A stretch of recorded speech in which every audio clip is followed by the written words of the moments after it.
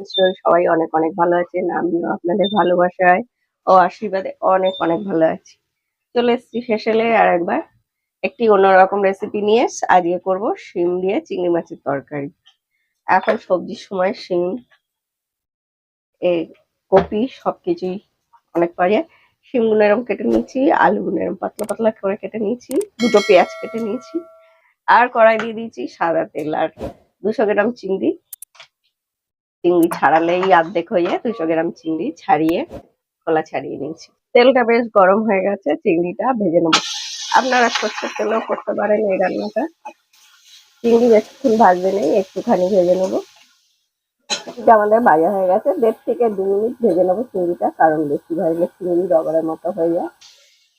তুলে নেবো। আর চিংড়ি দিয়ে যাই করবেন খুবই ভালো লাগে।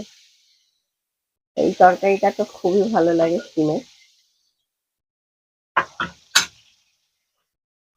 দিয়ে দেবো আলুগুলো।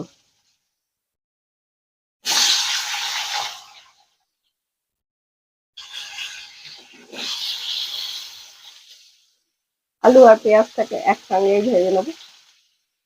আর ভিডিওটা পুরো দেখতে বলি কেন, কারণ হচ্ছে আমি যতটাই পারি আপনাদের সাথে দেখাবার চেষ্টা করি অনেক।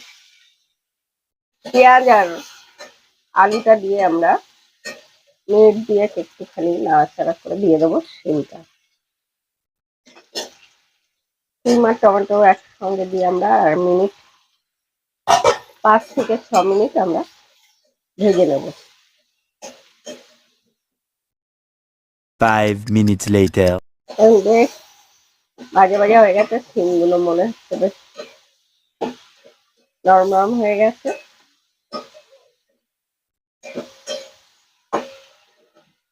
এবার আমরা দিয়ে দেবো মশলা, আনা হয়নি যাই হোক। 1 চামচ আদা পেস্ট, আর দেবো কিছুটা কাঁচা লঙ্কা বাটা। যেরকম ঝাল খাবেন সেই অনুযায়ী আপনারা লঙ্কাটা দেবেন। দেবো জিরে গুঁড়ো,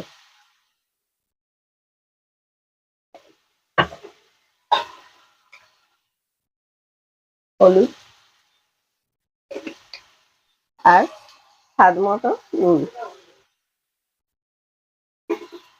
যারা শুকনো লঙ্কা খাবেন শুকনো লঙ্কা দিতে পারেন। আমি শুকনো লঙ্কাটা ব্যবহার করছি না, এখানে কাশ্মীরি লঙ্কা গুঁড়ো আমি ব্যবহার করবো না। এটা বেশি লাল লাল মতো করবো না, বেশ সবুজ সবুজ মতো দেখতে লাগবে শিমগুলো। দেখুন একটা তেল ছেড়ে দিয়েছে।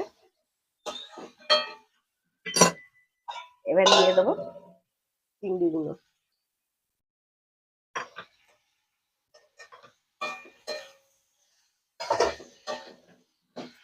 চিংড়ি যাতেই দেবেন সেটাই খুব ভালো লাগে খেতে।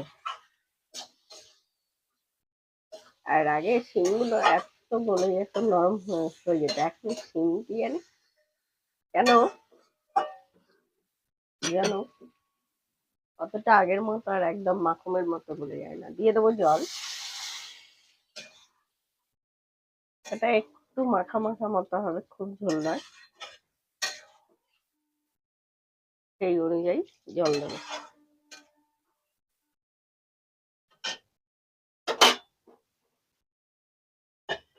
একটা ঢাকা দিয়ে দেবো, ফুটে গেলে আমরা গ্যাস কমিয়ে দেবো।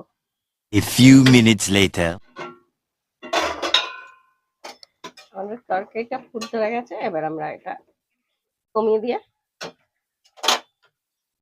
5 থেকে 6 মিনিট রান্না করে দেবো। বেশিক্ষণ লাগবে না, যেহেতু ভালো করে ভাজা হয়েছে আর আলু পাতলা পাতলা। শিমটাও বেশিক্ষণ A few minutes later. আচ্ছা করে।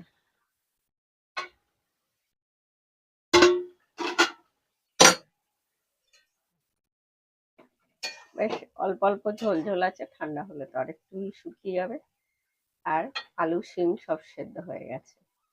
আমরা এটা অন্য কিছু দেবো না, বেশ এটা চিংড়ি মাছেরও গন্ধ ছাড়বে, খেতে খেতে টেস্ট খুবই হয়। আর দিয়ে দেবো কিছুটা ধনে পাতা। আজকের মতো মৌসুমী হেসেলের রেসিপি এইখানেই শেষ। আবার ফিরে আসবো অন্য কোনো রেসিপি নিয়ে আপনাদের সঙ্গে অন্য কোনো সময়।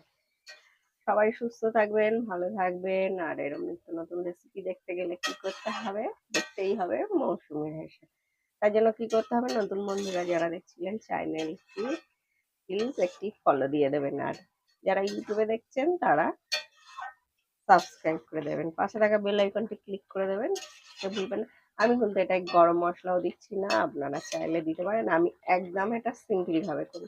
এটা এইভাবেই করে দেখবেন, অত্যন্ত খেতে ভালো লাগে। সবাই সুস্থ থাকবেন, ভালো থাকবেন, টাটা।